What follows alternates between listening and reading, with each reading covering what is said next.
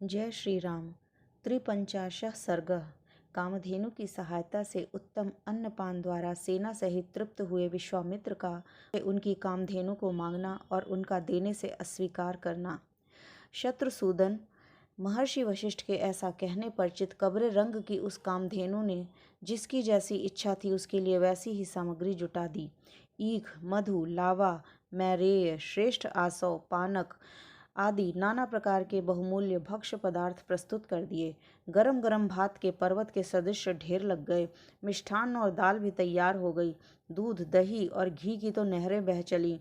भांति भांति के सुस्वादु रस, खांडव तथा नाना प्रकार के भोजनों से भरी हुई चांदी की थालियां सज गईं। श्री राम, महर्षि वशिष्ठ ने विश्वामित्र जी को, सारी सेना को, लोगों को भली प्रकार तृप्त किया। उस सेना में बहुत से हृष्ट पुष्ट सैनिक थे।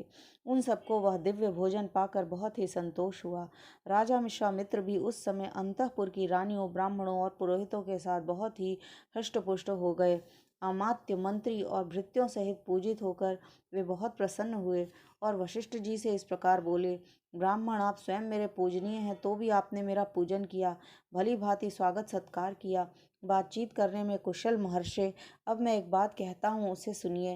हे भगवान, आप मुझसे 1,00,000 गौएं लेकर या चितकबरी गाय मुझे दे दीजिए, क्योंकि यह गौ रत्न स्वरूप है और रत्न लेने का अधिकारी राजा होता है। हे ब्राह्मण, मेरे इस कथन पर ध्यान देकर मुझे यह शबला गौ दे दीजिए, क्योंकि यह धर्मतः मेरी ही वस्तु है। विश्वामित्र के ऐसा कहने पर धर्मात्मा मुनिवर भगवान वशिष्ठ राजा को उत्तर देते हुए बोले, शत्रुओं का दमन करने वाले नरेश्वर, मैं 1,00,000 या 100 करोड़ अथवा चांदी के ढेर लेकर भी इस शबला गौ को नहीं दूंगा। यह मेरे पास से अलग होने योग्य नहीं है। जैसे मनस्वी पुरुष की अक्षय कीर्ति कभी उससे अलग नहीं रह सकती, उसी प्रकार यह सदा मेरे साथ संबंध रखने वाली शबला गौ मुझसे पृथक नहीं रह सकती। मेरा हव्य, कव्य और जीवन निर्वाह इसी पर निर्भर है।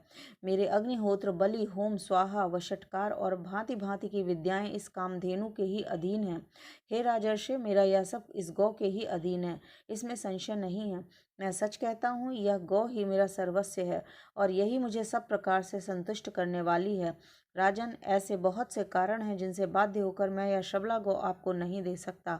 वशिष्ठ जी के ऐसा कहने पर, बोलने पर कुशल विश्वामित्र अत्यंत क्रोधपूर्वक इस प्रकार बोले, मुने, मैं आपको 14,000 ऐसे हाथी दे रहा हूँ जिससे कसने वाले रस्से, गले के आभूषण और अंकुश भी सोने के बने होंगे और उन सब में वे हाथी विभूषित होंगे।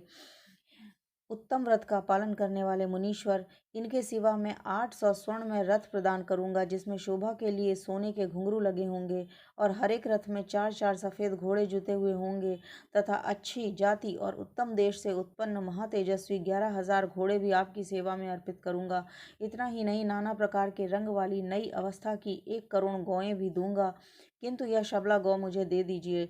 द्विज श्रेष्ठ, इसके अतिरिक्त भी आप जितने रत्न या स्वर्ण लेना चाहें वह सब आपको देने के लिए मैं तैयार हूँ, किंतु यह चितकबरी गाय मुझे दे दीजिए। बुद्धिमान वशिष्ठ बोले, मैं यह चितकबरी गाय तुम्हें किसी भी तरह नहीं दे सकता। यही मेरा रत्न है, यही मेरा धन है, यही मेरा सर्वस्व है और यही मेरा जीवन है। राजन, मेरे दर्श, पौर्णमास, प्रचुर दक्षिणाएं, यज्ञ तथा भांति भांति के पुण्य कर्म यह गौ ही है। इस पर ही मेरा सब कुछ निर्भर है। हे नरेश्वर, मेरे सारे शुभ कर्मों का मूल यही है, इसमें संशय नहीं है। बहुत व्यर्थ बात करने से क्या लाभ है। मैं इस कामधेनु को कदापि नहीं दूंगा। जय श्री राम।